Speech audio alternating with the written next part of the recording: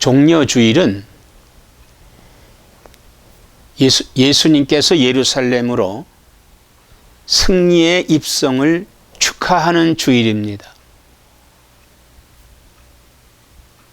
많은 관중들이 환호하면서 예수님께서 나귀를 타고 예루살렘으로 들어오실 때 종려나무를 들고 호산나, 그리고 웃옷을 벗어서 깔고 호산나 호산나 찬송하리로다, 이렇게 주님을 환영했던 종려주일입니다. 그들이 예수님을 왜 환영했을까요? 이스라엘의 왕으로 선포하고 로마로부터 이제 해방되고 새로운 세상이 열릴 것으로 알고 환영했던 것입니다. 그런데 예수님은 이스라엘을 회복하는 선포가 아니라, 왕이 됐다는 선포가 아니라, 성전에 가서 장사꾼들을 내쫓으시고 성전을 청결하게 청소하시는 일을 하셨습니다. 그리고 왕으로 선포한 것이 아니라, 너희가 지은 저 성전을 헐라 내가 3일에 일으키리라고 하는 말씀을 하셨습니다. 그들은 그들이 생각했던, 기대했던 그런 답이 나오지 않자 분개했던 것입니다. 그들은 분개했어요. 그래서 예수님을 어떻게 죽일까 하는 음모를 꾸몄고, 예수님을 배척하기 시작했던 것입니다.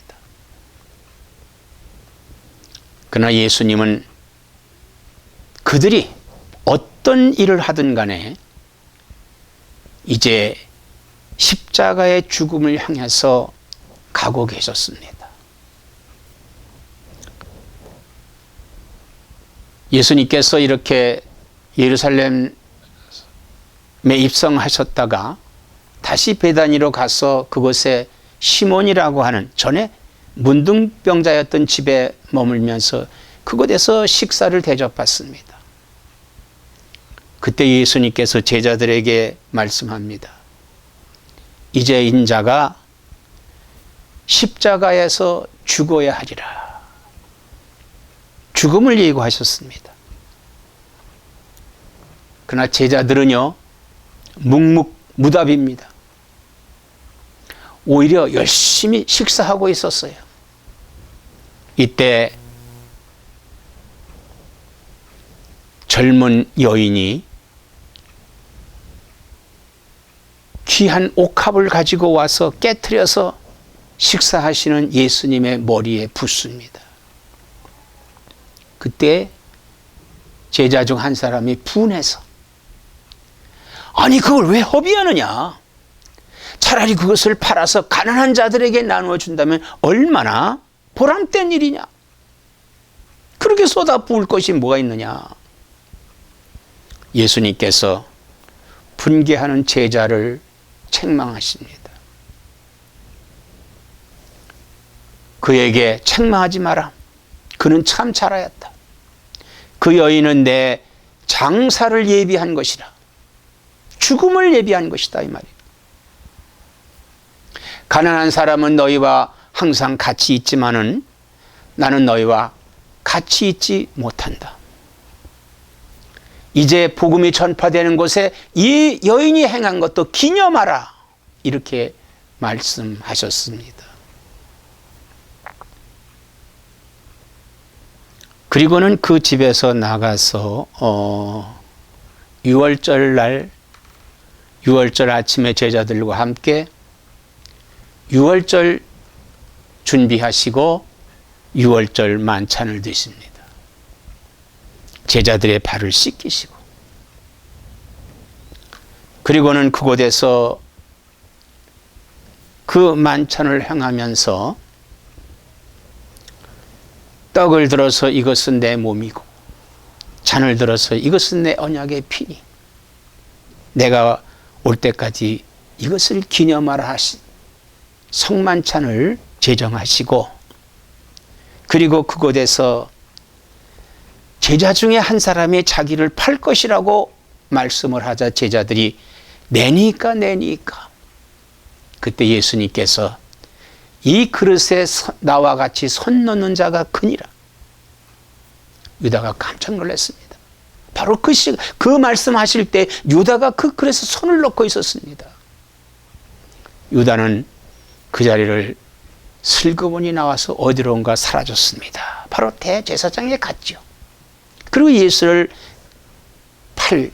팔겠다고 결심을 합니다. 그리고 은 30을 받습니다. 만찬을 마치시고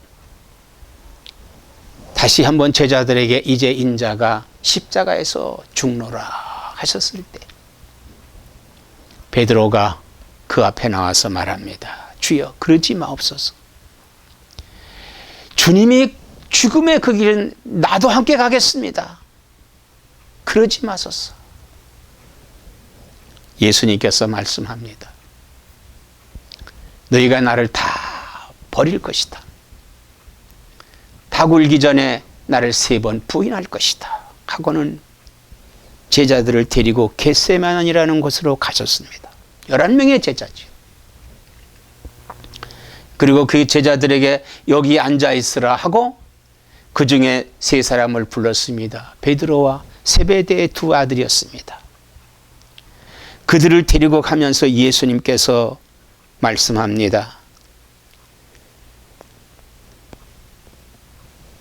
내 마음이 매우 고민하여 죽게 되었으니 너희는 여기 머물라. 3 제자를 데리시고 가시다가 전에 기도하시는 그곳에서 머물러 있게 하고 그가 몹시 고민하고 마음이 죽게 되었다고 실토를 했습니다. 슬퍼하시 고민하신 그런 모습을 보여주셨어요.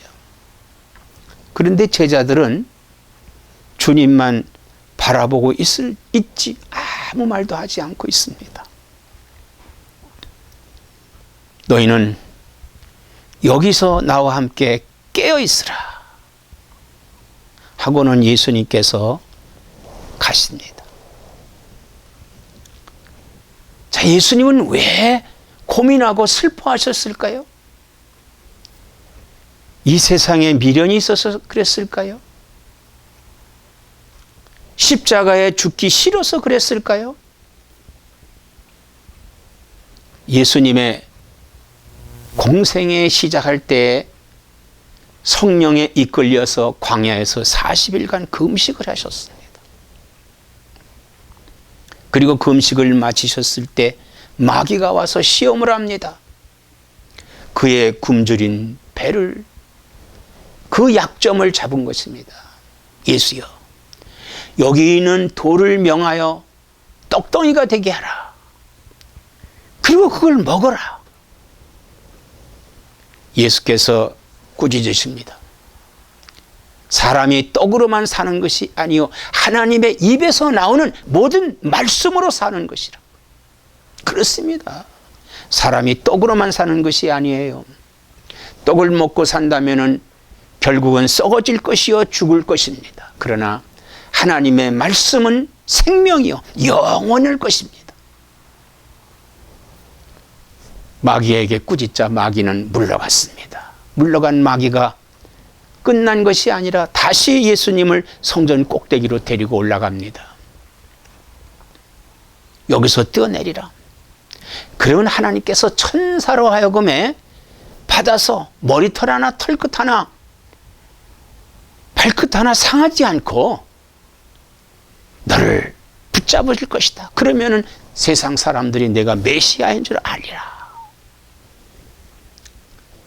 이때 예수님께서 주 너의 하나님을 시험하지 말라. 호통을 주셨습니다. 우리가 하나님을 시험할 수는 없는 것입니다. 하나님이 우리를 시험해서 우리의 신앙을 더 향상시킬 수는 있지만은 우리가 하나님을 시험할 수 있는 게 아니에요. 하나님이 계신가 없는가 시험하는, 이거 마귀 장난입니다. 마귀 생각입니다. 믿음이 조금 있다고, 은사가 있다고 하는 사람이 베드로가 무리를 걸었던 것 같이 나도 걷겠다고 물 위로 올라간다면 그 사람 물에 빠져 죽습니다. 하나님 시험하는 거예요.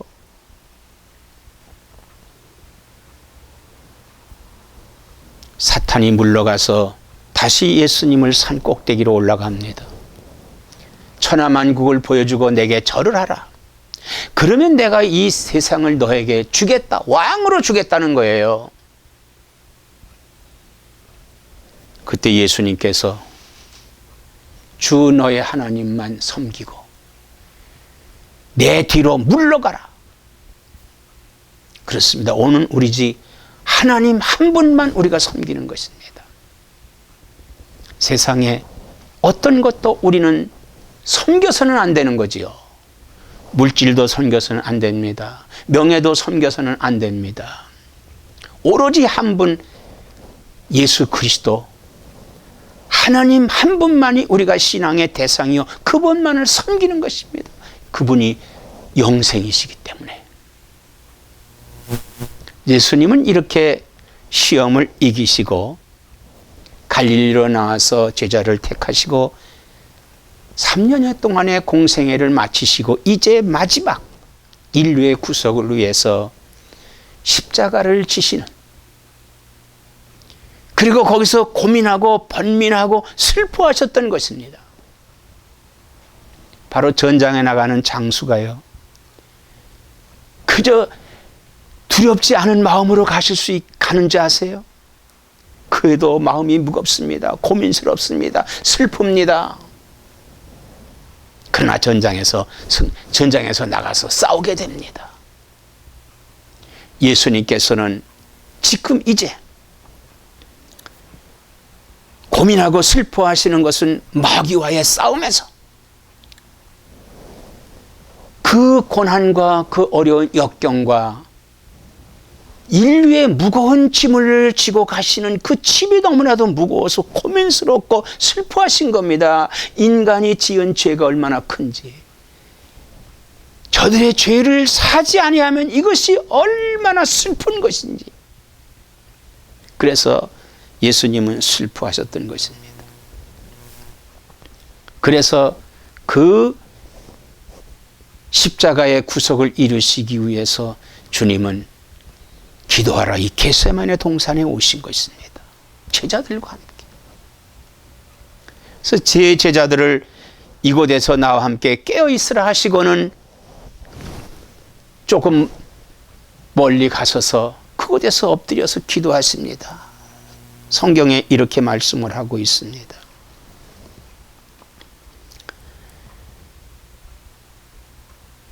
조금 나아가서 얼굴을 땅에 대시고 엎드려 기도하여 이르시되 내 아버지여, 만일 할만하시거든 이 잔을 내게서 지나가게 하옵소서.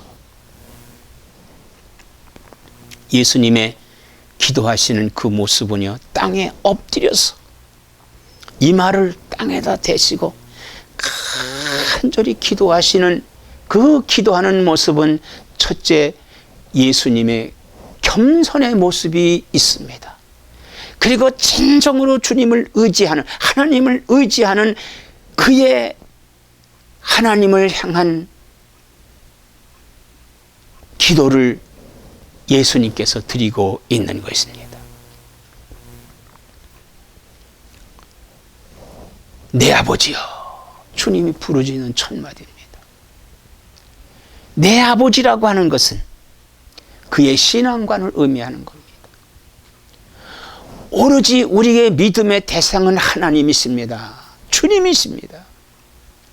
그래서 내 아버지요, 내 아버지라고 하는 확고한 그 신앙관이 그에게 있었던 것이에요.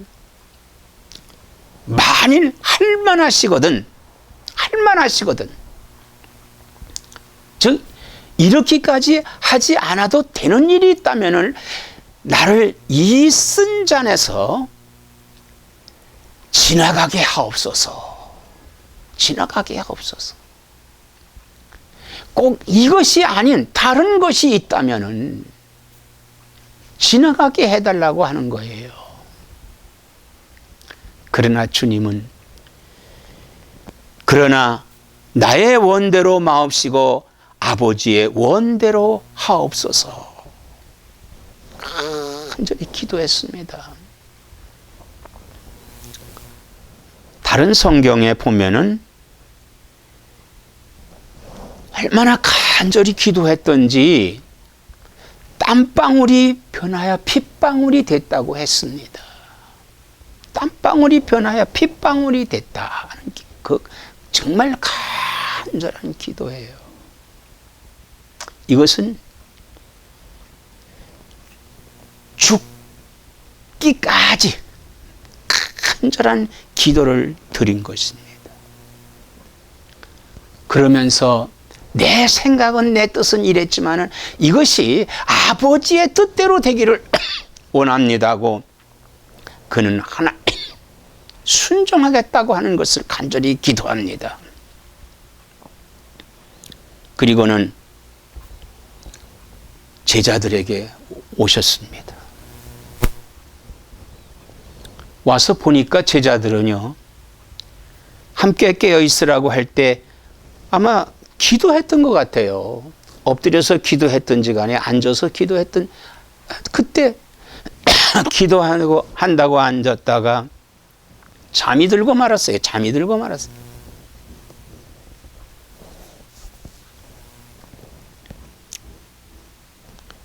지금 우리는 주님과 함께 깨어 있는가 우리 자신을 돌아봐야 됩니다. 베드로와 두 제자가 자고 있는 그 모습을 보세요. 깨어 있지 못하고 주님은 저기서 저렇게 몸부림치면서 기도하는데도 불구하고 자고 있는 제자들의 모습을 보세요. 그리고 내 모습을 보세요. 과연 나는 예수님과 함께 깨어 있는가? 깨어 있는가? 깨어 있다고 하는 것은 뭘 가리키는 겁니까? 믿고 있는가? 믿음을 가지고 있는가? 주의 말씀에 순종하는가 하는 것입니다.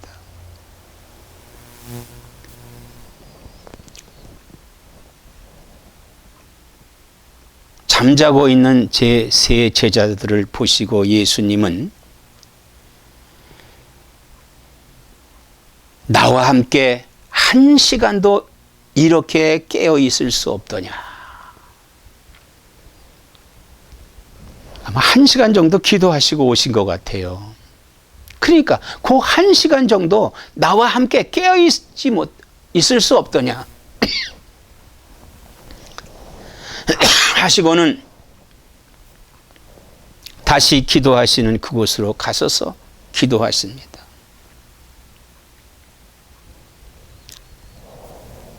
가실 때 주님이 그 제자들을 향해서 이렇게 말씀했어요. 마음은 원이로되 육신이 연약하도다. 마음은 기도하기를 원하지만 육신이 약해서 그만 잠자고 있다는 거예요. 오늘 우리들도요, 마음으로는 다 하고 싶은 마음이 있지요. 그러나 육신이 약해서 깨어있지 못할 때가 있습니다. 그럼 어떻게 하면 우리가 깨어있을 수 있을까요? 성령의 충만함을 받으면 깨어있을 수 있습니다. 주님이 다시 기도하십니다. 내 아버지여, 만일 내가 마시지 않고는 이 잔이 내게서 지나갈 수 없거든 아버지의 원대로 되기를 원하나이다. 두 번째 기도는 조금 예수님의 마음이 좀 안정이 된 것 같아요. 만일 내가 마시지 않고는 이 잔이 내게서 지나갈 수 없거든. 지나갈 수 없거든. 그러니까 이 일로 다른 계획이 없거든. 아버지의 원대로 되기를 원하나이다. 그렇게 또 기도하시고는 다시 제자들이 잠자고 있던 모습을 보고 간 그 자리에 다시 왔어요.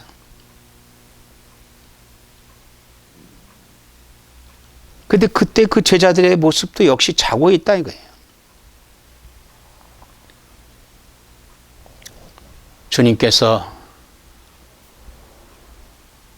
참 마음에 섭섭함이 있으셨을 거예요. 주님이 그 잠들어 있는 모습을 보고 그들의 눈이 피곤함일러라.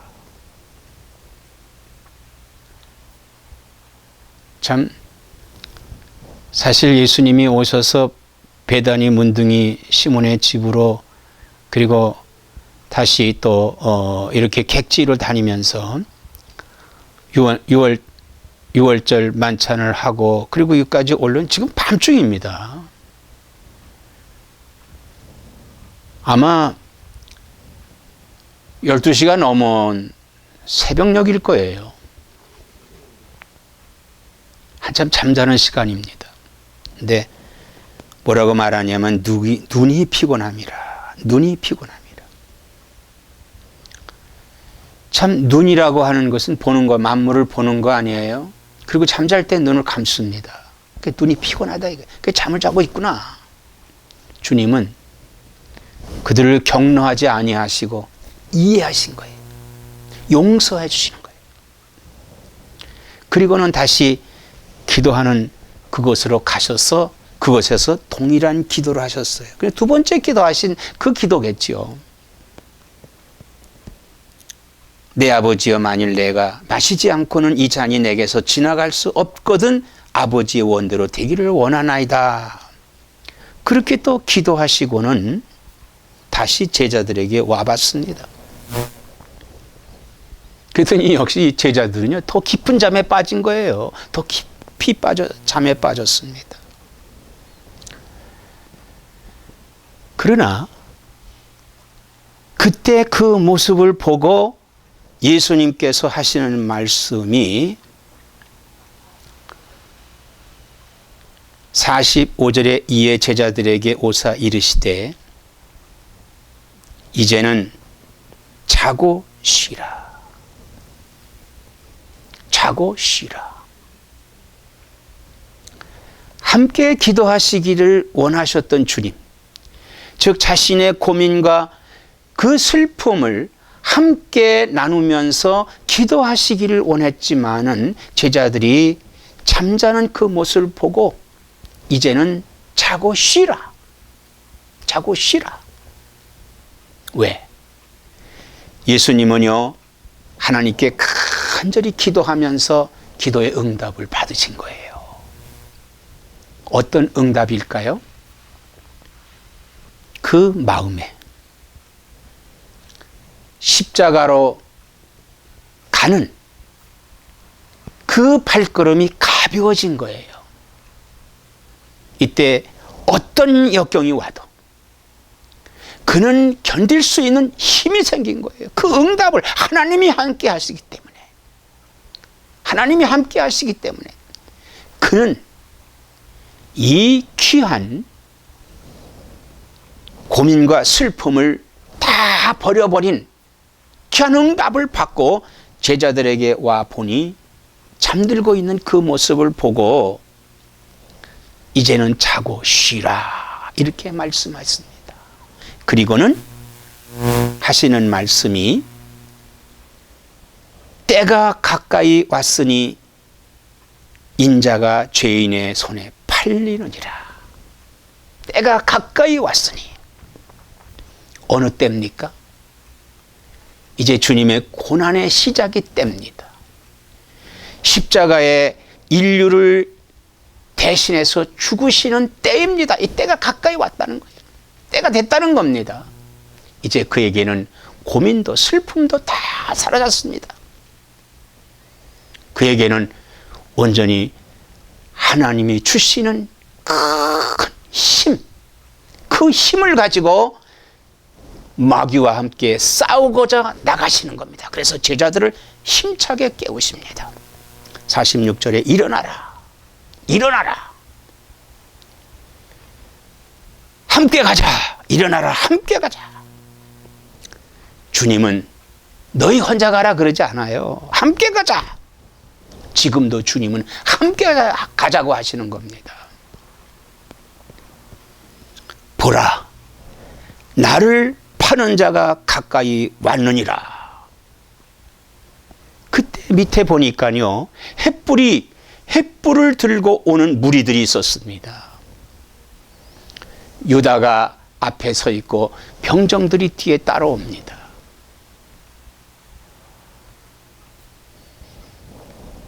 세 제자는요, 잠이 아직 덜 깨 있어요. 뭐 어리벙벙한 거지, 어리벙벙한 거예요. 그래서 그 세 제자가 어리벙벙하고 있을 때 유다가 예수님께 가까이 와서 랍비요 하면서 그 볼에 입을 맞춥니다. 바로 이게 신호지요. 이 사람이 예수다 이거예요. 그래서 예수님은 그곳에서 잡히십니다.